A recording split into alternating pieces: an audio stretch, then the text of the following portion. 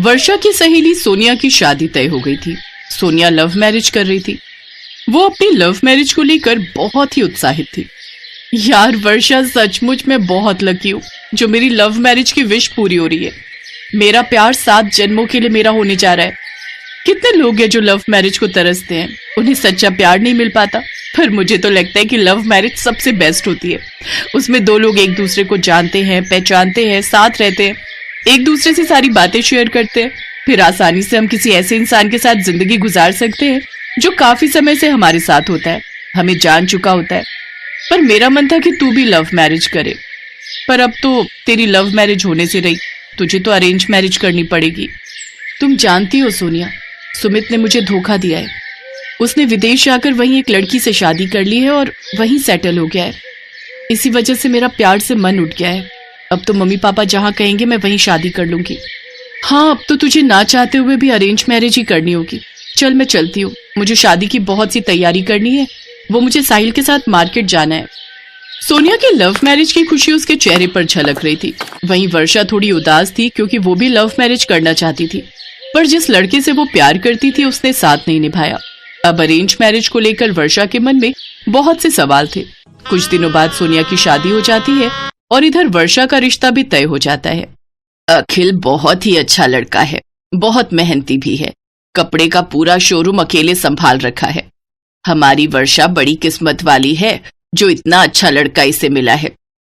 हाँ वो तो है। वैसे पंडित जी बोल रहे हैं 15 दिन बाद ही शादी का शुभ मुहूर्त है, उसके बाद 2 साल तक कोई मुहूर्त नहीं है। अब हमें बहुत जल्दी जल्दी शादी की तैयारी करनी होगी।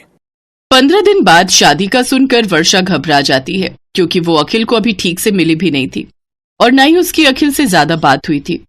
अरे यार सॉरी, वो मैं तेरा फोन नहीं उठा पाई। अरे वो साहिल मेरे लिए ब्रेकफास्ट बना रहे थे, बोल रहे थे कि पहले वो खा लो उसके बाद किसी से बात करो। तुम तो जानती ही हो, अब पति प्यार से ब्रेकफास्ट बनाकर खिलाए तो किस बीवी का मन नहीं करेगा शौक से खाने का। वैसे क्या हुआ, तू मुझे फोन कर रही थी, सब ठीक तो है ना?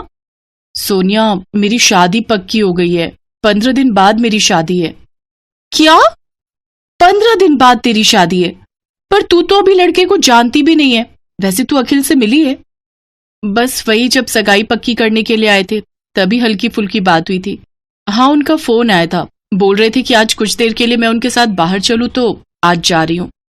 अच्छा ठीक है, अब मैं क्या ही बोलूं, अब तो तुझे अरेंज मैरिज करनी पड़ेगी, देखो क्या होता है। वैसे मेरे हिसाब से तो लव मैरिज ही बढ़िया रहती है।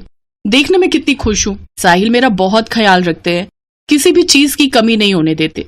मेरी नजर में तो लव मैरिज अच्छी है, पर कोई नहीं, तेरी अरेंज हो रही है तो मैं तो यही कहूंगी कि वो भी ठीक रहे। सोनिया की अटपटी सी बातें सुनकर वर्षा और परेशान हो जाती है। उस दिन अखिल उसे सबसे पहले मंदिर ले जाता है, उसके बाद वो एक रेस्टोरेंट में जाते हैं। वैसे तुम्हें खाने में क्या पसंद है, हम ऑर्डर कर देते हैं? जी, आपको जो पसंद है आप मंगा लीजिए, मैं उसी में से थोड़ा ले लूंगी। ओके तो ठीक है, मैं ऑर्डर कर देता हूँ। मैं हैंड वॉश करके आती हूँ। यही लव मैरिज होती तो मेरी पसंद का आता। बताओ तो, दोबारा भी नहीं कहा और झट से ऑर्डर कर दिया, वो भी अपनी पसंद का। वर्षा हाथ धोने चली गई। कुछ देर बाद जब वो लौटी तो वो हैरान थी, खाने की टेबल पर वही सारी डिशेस रखी हुई थी जो वर्षा को पसंद थी। ये सब तो मेरी पसंद का है, क्या आपको भी ये सब पसंद है? आज से पहले तो नहीं था, पर अब तुम्हारी हर पसंद मेरी पसंद होगी। मैंने तुम्हारी मम्मी को कॉल करके पूछ लिया था कि तुम्हें खाने में क्या क्या पसंद है, और मुझे ये भी पता चला है कि तुम्हें वो सॉफ्टी वाली आइसक्रीम बहुत पसंद है। हम रास्ते में वो भी खाएंगे, और हाँ, गोलगप्पे भी। वो मैं तुम्हें एक फेमस जगह है वहां आके खिलाऊंगा। पर खट्टे पानी वाले। खट्टे पानी वाले, चलो मैं भी 1-2 खा ही लूंगा। वैसे वर्षा, बाकी तुम मुझे अपने बारे में सब कुछ बता दो कि तुम्हें क्या क्या पसंद है और क्या क्या नहीं। वर्षा, मैं चाहता हूं कि मैं तुम्हें हर तरह से खुश रखूं, मेरी तरफ से तुम्हें कभी कोई कमी ना रहे। तुम तो मेरे लिए बेस्ट वाइफ बनने जा रही हो, मैं तुम्हारे लिए बेस्ट हस्बैंड बनना चाहता हूँ। वर्षा ने सपने में भी नहीं सोचा था कि अखिल उसे इतना प्यार करेगा। उसके मन की सारी टेंशन दूर हो गई। उस दिन वर्षा ने अखिल के साथ बहुत एंजॉय किया। अखिल ने उसे किसी भी बात की कोई कमी नहीं होने दी। शादी की सारी शॉपिंग भी अखिल और वर्षा ने एक साथ की। कुछ ही दिनों बाद उन दोनों की भी शादी हो गई। शादी के बाद वर्षा ने सारे घर की जिम्मेदारियों को अच्छे से संभाल लिया। वो बढ़िया बढ़िया पकवान अपने पति को बनाकर खिलाने लगी, तो वहीं दूसरी तरफ सोनिया खाना बनाना नहीं जानती थी, लेकिन धीरे धीरे उसने भी अपनी सास से खाना बनाना सीख लिया। वर्षा की एक ही कल्चर में शादी होने के नाते वर्षा अपने ससुराल के रीति रिवाज झट से सीख गई। आज की पूजा की सारी तैयारी वर्षा बहू ने की है। इसने मुझे किसी काम को हाथ तक नहीं लगाने दिया।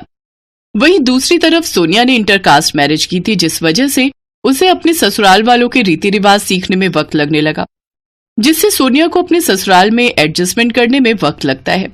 एक रोज वर्षा और अखिल एक शादी में गए थे, जहां सोनिया भी साहिल के साथ पहुंचती है, जहां वो देखती है कि पूरी शादी में अखिल वर्षा का खूब ख्याल रख रहा है और उसकी हर फरमाइश पूरी करता है। ये सब देख सोनिया और वर्षा की ये गलतफहमी अब दूर हो गई कि अरेंज मैरिज में हम वो प्यार नहीं पा सकते जो लव मैरिज में पाते हैं। लव मैरिज हो या फिर अरेंज मैरिज, बात आती है अच्छे पार्टनर की। जब लड़का और लड़की दोनों की सोच मिल जाती है तो रिश्तों में प्यार अपने आप ही आ जाता है। बस जरूरत होती है आपसी प्यार और एक दूसरे के दिल की भावना